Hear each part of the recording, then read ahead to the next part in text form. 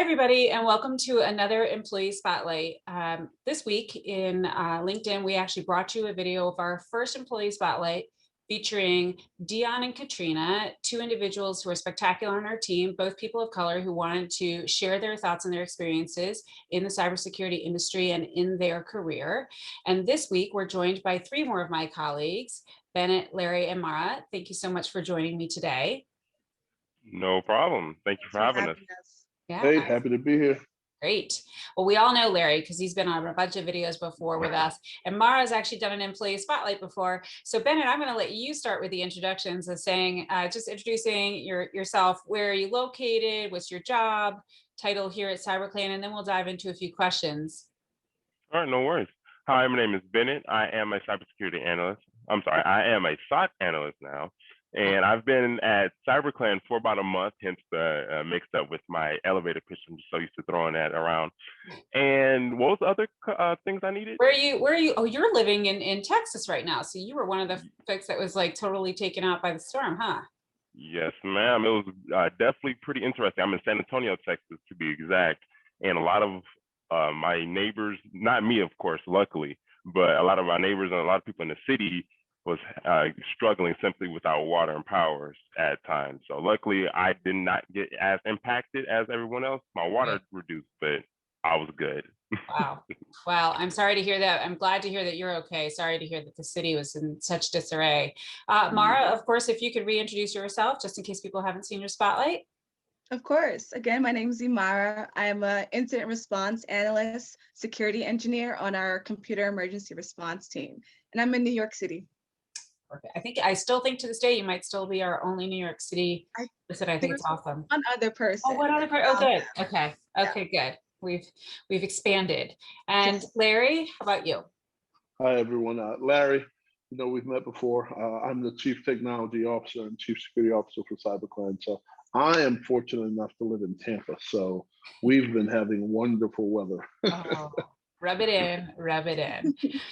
Well, as I said last week when I got to interview with Dion and Katrina, it is Black History Month, the very end of Black History Month now. And what I've been really so proud of and thought has been so cool about CyberClan is that even in the times when we've talked about diversity and inclusion, every single meeting we go to, every single employee happy hour that we have, it's so organic. It's interesting to me that we feel like we need to, tout these policies because we've really just we've brought in the best talent and the best talent is there, and it's females, males, people of color, people from different countries. It's just a really wonderful mashup of individuals that all are carrying great skills. But I know that that isn't what people are facing everywhere in their careers. And all of you have worked previously and have had to, find your way in the cybersecurity industry. And we want to just have this time where you all can talk about your experiences and potentially help, say, what are you really excited about? What have you seen some changes,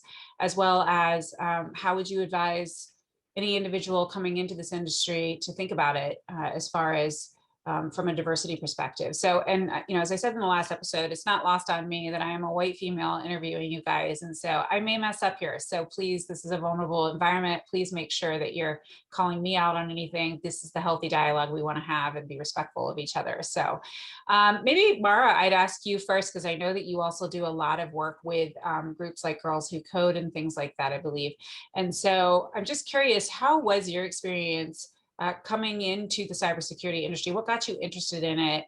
And what can you tell us about that? Sure. So you mentioned Girls Who Code. I participated in that program, that summer immersion program in high school. And I think that was like my introduction to the world of technology and all the different positions and channels that you can go down. At first, I thought I was going to be a programmer, but I did not like programming and coding every day. And I had someone introduce me to cybersecurity as a major for university. So that's what I studied for undergrad.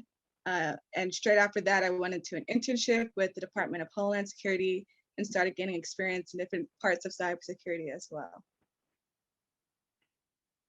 Did you ever find that that was difficult for you? Were there any barriers for you learning about the cybersecurity industry? What made you decide to get into Girls Who Code?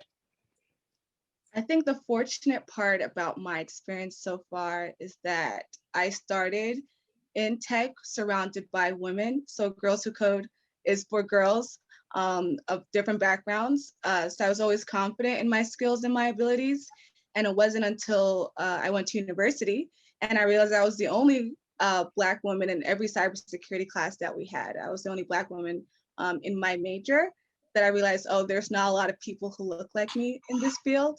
But I didn't find it intimidating, to be honest. I felt it was quite empowering to be walking alone in that path, but I had so many allies who were supporting me as well. Pretty awesome. You know, I heard a great interview with Megan Rapinoe, the soccer player, and she made sort of the same comment in the sense that there's a lot of female athletes who come into their careers alone, but she was on a team.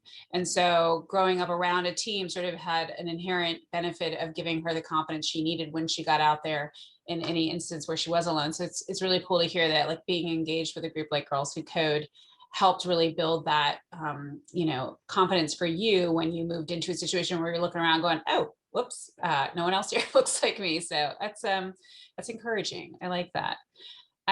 Larry, you're our OG here. You've been in this for a long time. Tell us a little bit about your experience, because I want to say, you know, you started in 1930 and times were tough then. It's a different type of diversity we're now talking about. No, I'm just kidding. He and I are about the same age. So tell me a little bit about when you came into the industry. Yeah, you know, it's interesting. So when I came into the industry, you weren't entering to go into cyber because cyber didn't really exist, right? And so as I entered into the industry, I thought I was going to be a coder or a developer, right? Like I wanted to write code. That was my entrance. But as I realized how little I liked writing code full time during an internship, I was introduced to breaking code.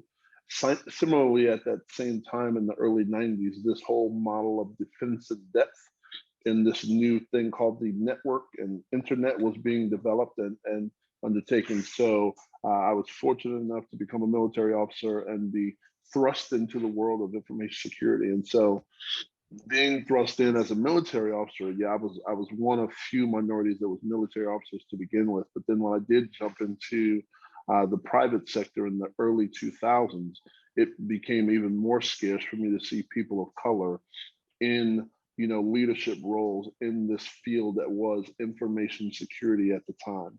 And so it's been an interesting journey to see and find more people that look like me, more people that come from backgrounds similar to mine.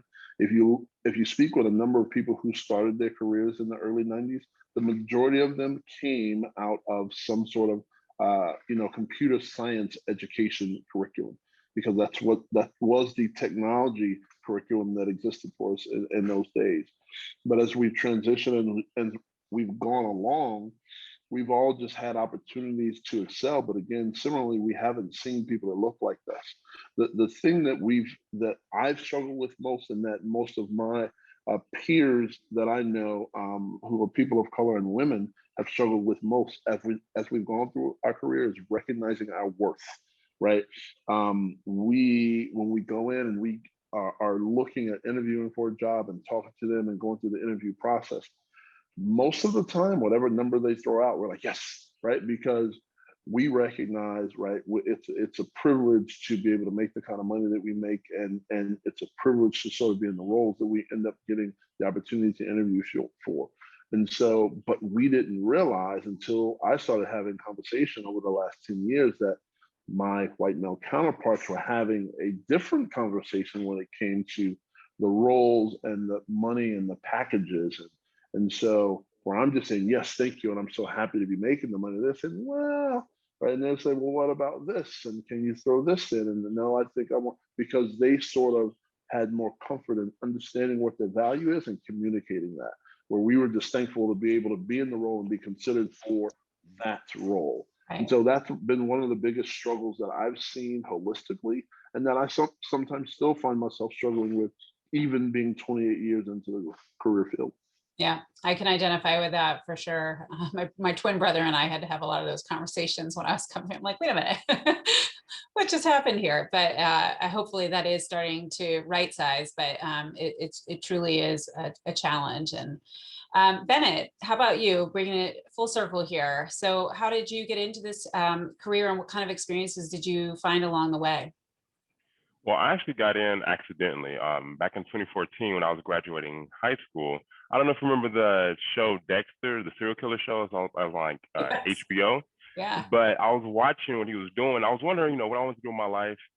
And long story short, I thought what he was doing was interesting. Well, not the killing part, but what he was doing as his job was Good to know. interesting. Thanks for clarifying. I had to specify. And so what I thought was interesting was, how he was doing something with blood on a computer. So I took it upon myself to assume it was computer forensics. And Ah, so that was the literal way that I actually stumbled upon the field of cybersecurity. And this was also around the time of the 2013 PSN hack as well. So I went to college. I actually struggled the first semester, first year roughly, as I was a first generation student. And when I also didn't have anyone to reach out to, I didn't have really many mentors who've been through any cybersecurity courses, as this was one of the first few schools in the nation that actually had cybersecurity as a program.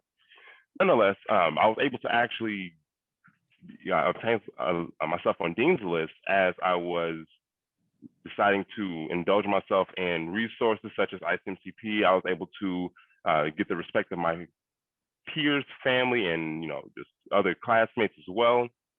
And so then, luckily, I was able to get an internship at another Fortune 200 company as an information security intern. mm-hmm. Took 10 interviews not to get to that position, but that was like my 10th interview. And I was like, what, I'm about to be done after this. So luckily, they gave me that go ahead and went to, I did great, got my certification for Security Plus, and went to Icmcp in September. Rocked it there, gave my elevator pitch to 100 CEOs, CISOs, and directors, and was able to obtain a job in San Antonio as I graduated in the fall in December of 2018. So Awesome. it was a very interesting approach to it, but I was able to use my perseverance to obtain that position. Yeah, so he's got an interesting, so that's the organization that I co-founded, Icmcp, right? And so Bennett was one of our early students. He was one of the early students who saw us, that we saw value in him, and he came on board and was active from the beginning, asking a lot of questions, being very engaging. And so when he did that, right, as an organization, our goal is to basically bring more Bennetts into the field, and he stayed engaged. He stayed engaged the entire time through graduation. When he was graduating at our annual conference, he got an opportunity, as he said, to get on stage and present, and he impressed some hiring managers in the audience, which enabled him to get on with the Fortune 200 to get his first role, which took him into San Antonio. And so he's a mentee of mine who we continue, and I think it's important for everybody out there to. I have mentors, right? Even being in this industry 28 years, I have people that I lean on, and some people you hear call them your personal board of directors, right? But everybody needs to have a group of people, right, that you can go to ask questions, to share, to get perspective related to career decisions, related to initiatives, activities, and things that you're doing that are going to drive and change your personal career. And the reality is they don't all need to look like you, right? My personal board of directors, right? My board of advisors, whatever you want to call them, my mentors make up everything you can possibly imagine. There are women, there are men, they're Black, they're white, they're Hispanic, they're everything, because it's that diversity that gives you different perspectives to bring to the table when you're trying to figure out why you're going to them and the decisions that they need to help you make. So can you just really quickly expand on the group that you co-founded, because you just called it by its initials? So can you let us know what the official name of it is? And absolutely. Yeah, so Icmcp is short for the International Consortium of Minority Cybersecurity Professionals, right?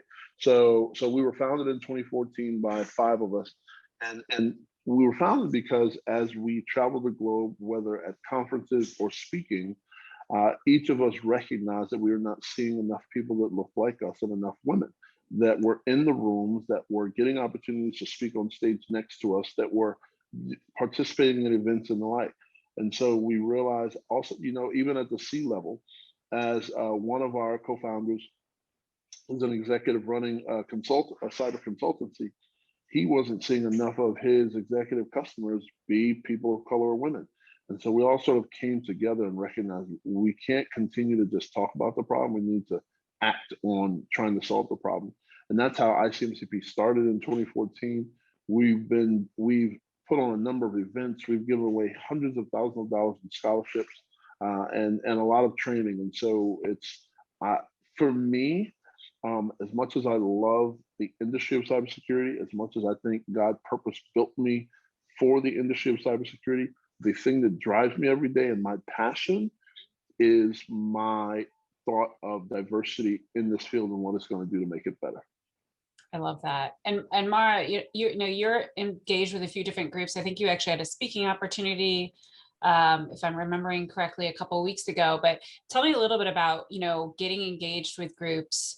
What are you hoping to bring to the equation when you're, whether it's going back to Girls Who Code and being a part of that as a mentor, or joining other groups and associations, organizations to help promote minorities in industries like ours? Yeah. So as you mentioned, I'm affiliated with a few women in cyber groups, Black professionals in technology groups. I'm the vice president of an organization called Bridges in Tech. So we support women of color, provide them with the resources and the community to help them succeed in their tech careers. And you mentioned earlier you wanted some tips for people who might be trying to break into the industry. And I think that's the biggest piece of advice that I could give to someone, is to find your garden, your herd, and your community who will push for you and support you in your career. The only way that I got to CyberClan was through my current group, Bridges in Tech. Much like Bennett, I joined when I was looking for a job, and I was active. I was at a happy hour every week. Any other event that someone might invite me to, I attended and absorbed as much information as I could, until a few people took notice and they're like, okay, this girl is really looking for something, and she's got it. So someone recommended me to CyberClan. So I think the best thing that you could do if you're looking for work in cybersecurity right now is join as many groups as possible, network with people, and develop relationships that will help you continue to grow. I'm curious about that too, because, you know, I've always thought of networking as like one of the biggest ways in which to get into my career or to develop business when I was running my own company and things like that. And it seems like, you know, it is who you know, it is how do you make connections. But that's easier said than done when you're in environments which perhaps you don't feel most comfortable. So certainly when I started out my career, 25 years ago now as a female, it sometimes was just a little overwhelming. Sometimes the environments were a little bit strange. So it's easier said than done, but today's world, I think there's probably a lot to be said for the way in which connecting can now happen. So I'm curious, especially between Bennett and Ymara, and Larry, you've been taking advantage of Clubhouse recently. Are there any unique like online forums? I mean, we've all been pushed online over the last year, but ways in which people maybe can acclimate themselves to the networking circles that you would suggest they do in order to get connected? I think LinkedIn, oh, I'm sorry, you got it. I was going to say LinkedIn too. I mean, I navigated mostly through LinkedIn and cybersecurity forums on Twitter. Oh, okay. Twitter. Okay. Huh. But I'll let you continue, Bennett. Yeah. You took the words out of my mouth. I was going to say LinkedIn. That's helped me greatly. Not many people understand its value as a professional Facebook. Right. And so getting into circles and getting a lot of reaffirming people talking about cybersecurity also helps just, you know, help your growth professionally and personally, just as you see a lot of positivity and you see a lot of topics regarding it. So once you start contributing and start interacting with people and they see you like, share, or comment on their posts, and it helps that the views that it gets, and they just, you know, appreciate you in that aspect, it helps as well. I made a mistake when I first joined by accepting or connecting with everyone that I saw was related to cybersecurity, and then I DM'd them like, hey, do you know any jobs? Hey, can you be my mentor? And I learned real quick that is not how you get a job or a mentor.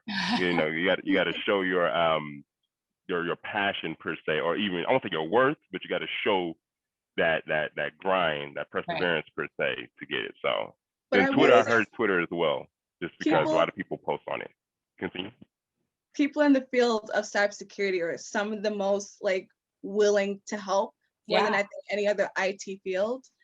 So when I did like slide into someone's LinkedIn DMs, and I would say like, hi, I'm looking for like more learning. I'm looking to learn more about like an incident response analyst role, or what does a day-to-day in the life of your job look like? Or I'm looking for like certain books that I can read to gain more experience on XYZ. So many people in cybersecurity feel willing to help you and share those resources with you. Yeah.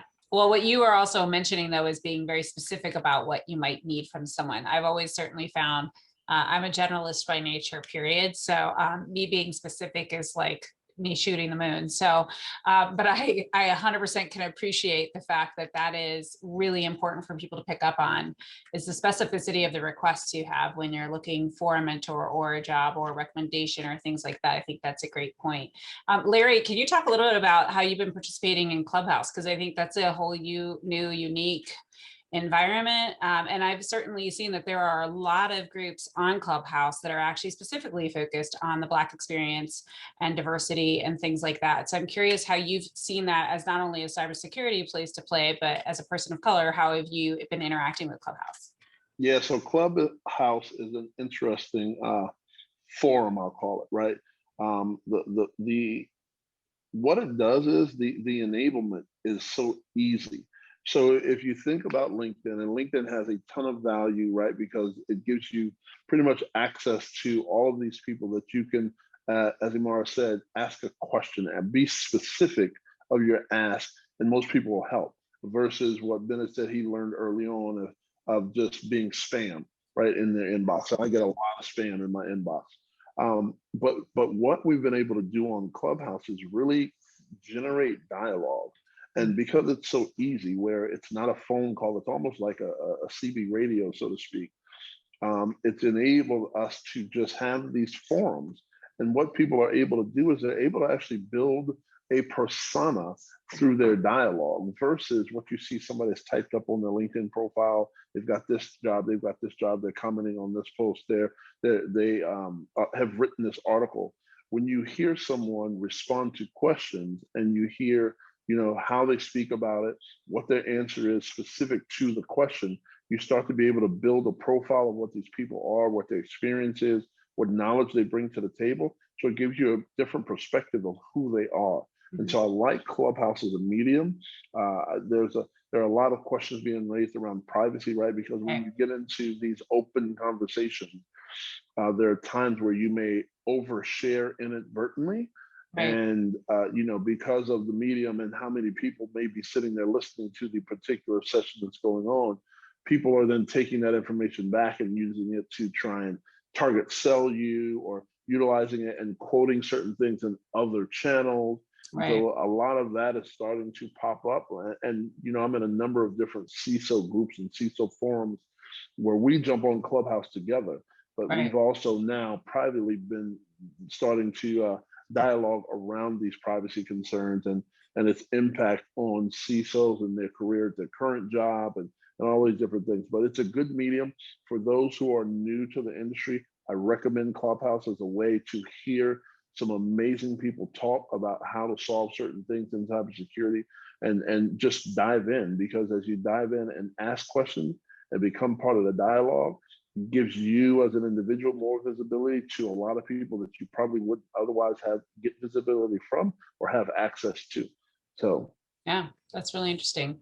I've listened in on one of your conversations, so they are really interesting. So I'm going to ask a little bit of a, maybe it's a difficult question. I don't know. It's difficult for me to ask, but I'm going to ask it anyway, because this is the kind of conversation we need to have. So again, given sort of, okay, Larry's not ancient, but you guys do have about 20 years gap here, or maybe 15 years gap in when you guys came into employment and when Larry did. I certainly know that Ymara, I could talk to you about this as being a female with the opposite ends of where we are in our career. I'm curious, what would people be surprised to hear that you've experienced? Dion shared some really wild stories with us last week about the kind of racism he actually went up against in his career. And I think that sometimes those are like cases like, okay, we've heard them. And it's terrible that people would almost tune them out because they feel like, okay, I've heard one. And therefore, if one more person repeats it, then, and it, can threaten people in all sorts of ways, which is crazy. But you guys are now coming into your career in a time period where there's, where people are going, oh, it's woke culture, right? And so that doesn't mean that you're not experiencing racism in a completely different way. So I'm just curious if you have experienced things that people need to hear, like, oh, that's what it looks like now. Now it's not the guy saying to Dion, I just don't want to work with Black people. I'm a card carrying Ku Klux Klan member, because in today's world, that might actually be a little bit odd for someone to mention. Maybe it's something different. So would you be willing to share an experience that maybe we can connect to and understand where we need to look out for our biases? I can hop in on this one. Sure. Sure. I mean, I've heard a lot of different stories, but I think nowadays it's mostly focused around common microaggressions that we face in the workforce, right? And I did a presentation about this last week, so sorry, Larry, you're going to have to hear some of this information again. But oftentimes, women of color will have their expertise questioned. They'll have a lot of their coworkers will have their contributions promoted, while theirs aren't. Their competence or evidence of the competence is requested by their managers to prove that they know how to do what they were hired to do. And they're also less likely to receive executive leadership training, or figure out how to navigate organizational politics, right? And all those things might seem minor, but when you combine them together, that's the reason why C-level executives are only 4% women of color. And that's why we're lagging behind. Yeah. Interesting. Thanks for sharing that. Bennett, do you have any experiences that you could refer to that would help us just understand what racism in the workplace today looks like? And maybe it's I personally haven't, luckily. The reality is I'm a 6'4" Black man, so most people are not going to come at me with that, simply. But I did notice that there's a lot regarding, foreigners or, international employees due to the language barrier. And so there's a lot of subtle, like, oh yeah, I don't really, I don't want to talk, I can't really understand, etc. And so while that may not be Black associated, it's still minority associated. And technically, you still got other nations, of course, that are Black as well. So, yeah, but like I said, luckily I haven't had that issue, and I'm pretty confident about that. And the reality for me is, I think has a lot to do with, of course, my intimidation factor or the stereotype, but also because it's 2021. At this point, if you get caught, whether it's through via text, email, or if you get caught in any other fashion, you're pretty much done.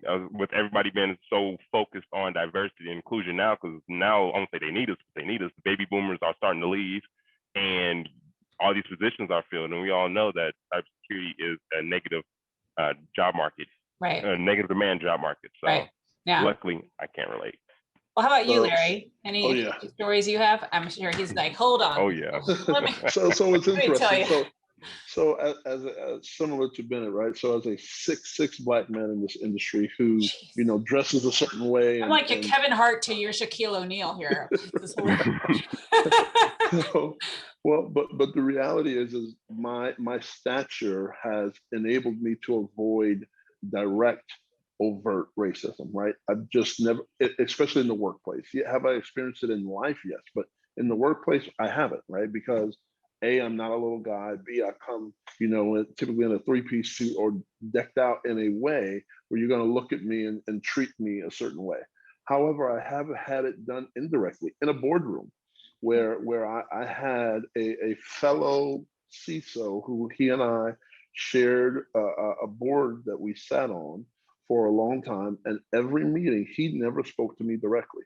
I could ask a question, I could make a statement, and he would never look at me or speak to me. Even if he was answering the question that I asked, he would always look down towards the head of the table, not once. And he was, and it caught me because somebody else brought it to my attention, and I had never really paid attention to it.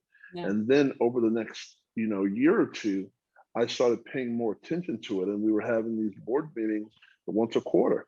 And I'm like, this is really weird. And then we would go to dinner, and the same thing would happen. And so I then had to ask him directly, and he would not answer the question. And that's when it became clear to me. But it was that little subtle, right, overt component where he would never address me directly, would never look at me directly, would always, and I found it really amazing and this was in, within the last 10 years, that was happening at the boardroom level, right? Right. We're all there in suits. We're all senior executives in our organization, have all had multiple, all of us had been, at least 15 to 20 years in the industry at that time. And that was happening right there in front of me, and I didn't even recognize it. Right.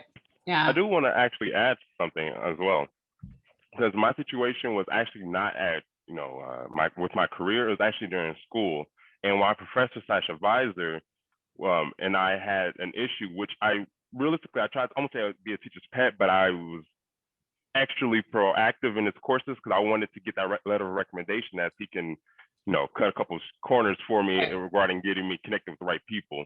And it wasn't until like my later years where I noticed that, the energy that I was putting in wasn't giving me anything back. And once another a classmate mentioned it as well, like, hey, yo, so did you notice this issue with you? And I was like, see, I thought I was tripping because realistically, we as in Black people aren't good for pulling that race card when we don't need to. Right. But I kept trying to overlook it. And it actually came to a point where it was affecting some of my curriculums and with some courses availability, and I couldn't get into certain courses. Now, of course, I was able to find a way around it, which at that point taught me to how to work around, certain barriers that's put in place from people of higher power. So I can transition that into my career. So if I ever was to go through that again, I can do it. But I think that's something as well that is, it should be mentioned. And the reality was, honestly, he wasn't even a white guy. So he was international, and he just didn't like me. And he didn't like just me. It was students who were non-traditional, because he didn't like my other friends as well, who were frat boys.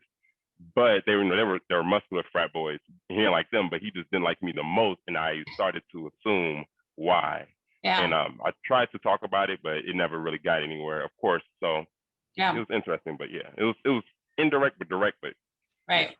Well, and Ymara, you mentioned microaggressions. I of course, I classify those as paper cuts. So I always sort of use the phrase of it's not always the big aggression. A lot of times it's just death by 1,000 paper cuts, and you tolerate them for a long time. And then all of a sudden you're like, okay, you know what? Not cool with that. And it's hard. And to your point, pulling the card, pulling a female card, pulling the African-American card, Black card, international, minority, any card can be intimidating, and you would never want to believe it's that, you always want to give the benefit of the doubt. So, well, I don't want to take up too much of your time. You guys have created such really good dialogue and things for us to think about, but I also don't want to leave without asking for final thoughts. So Bennett, I'm going to go around my screen here. I'll start with you, Bennett. What are some of your parting thoughts that you would have for people of color thinking about getting into cybersecurity? Some thoughts that I will have is to, of course, network and to honing your craft. I say that in the sense that when I was trying to find internships, and at this point, the reality is, even though it's a negative job market, many employers for entry-level positions, they want a lot of experience, simply put, even though it's entry-level. And so the main question is, well, if I don't have an internship, how can I get an entry-level position? If you don't have internship, I say labs. When you're able to have labs on your free time and able to discuss some of those technical challenges or ways you overcame those, at that point you're demonstrating your technical capabilities, and you have something also to mention during interviews when they ask you for situations where this or that incident occurred or happened or whatnot. So that would be my main way of advising somebody to supplement those internships. Great. And I mean, certainly if there's anything personal from a personal perspective you'd like to share about your experience, I'm happy to hear that too.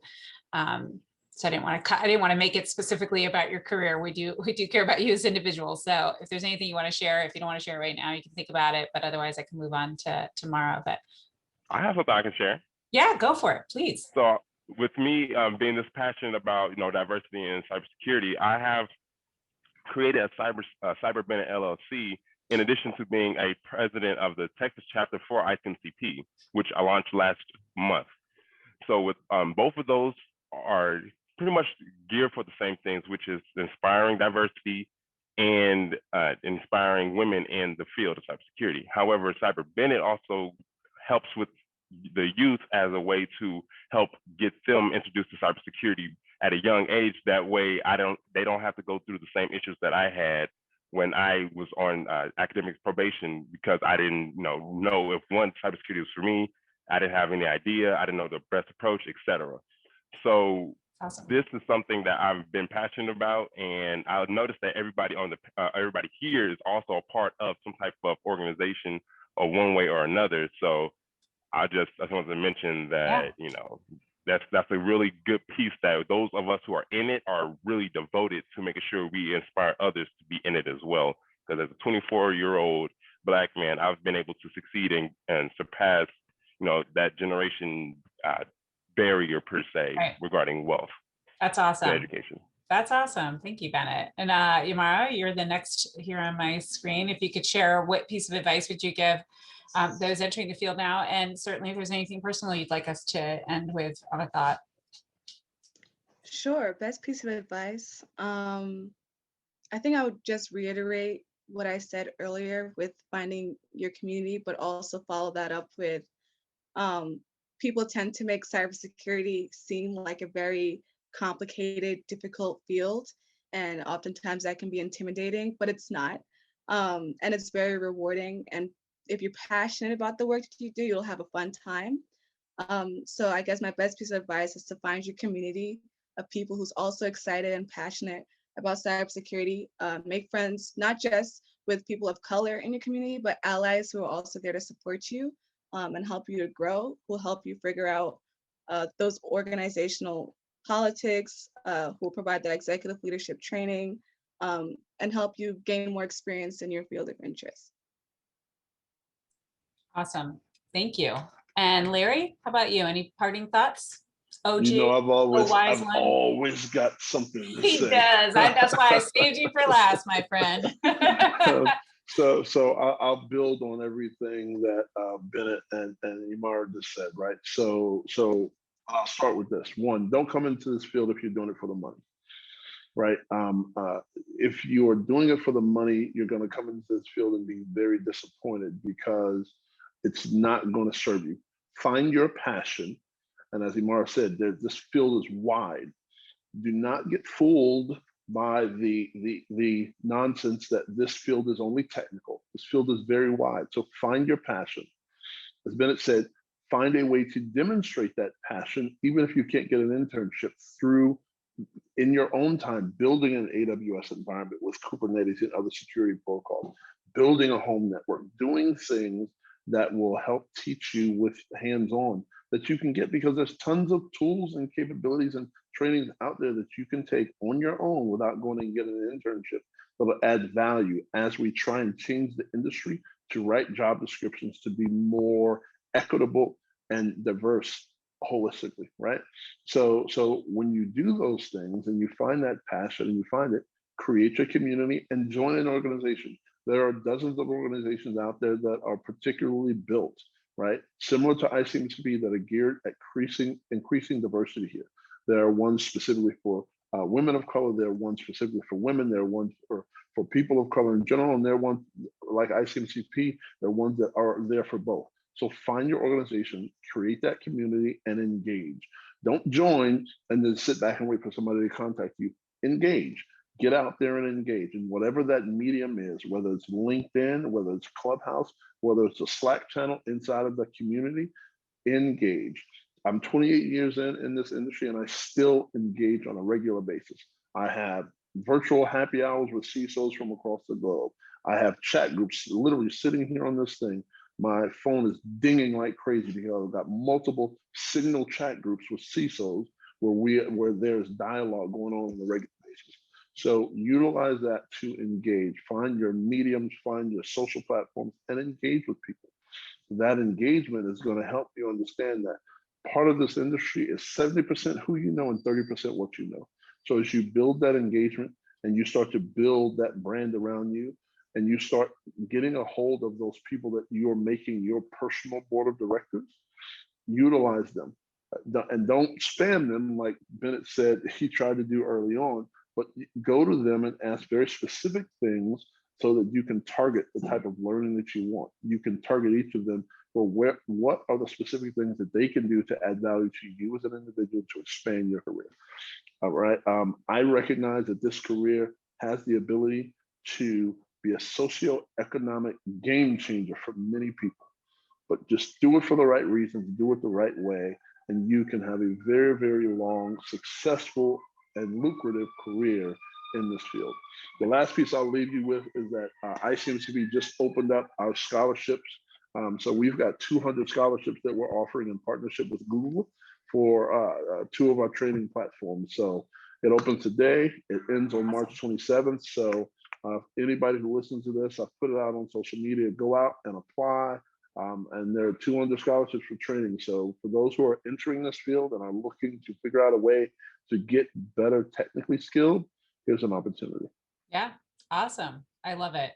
And you know, Larry, you are very well connected. And what I will say that the flip side of it is that you're a connector as well as getting connected. So that's an important thing for us to all remember, that in these networks, you know, when you know a guy, I mean, Larry knew I had a past in motorsports, so happened to know a guy that had a son who was trying to get into motorsports. Can I connect the two just to help? So be a connector as much as you are looking for connections, would be a parting word. At least I'd follow up on what you said.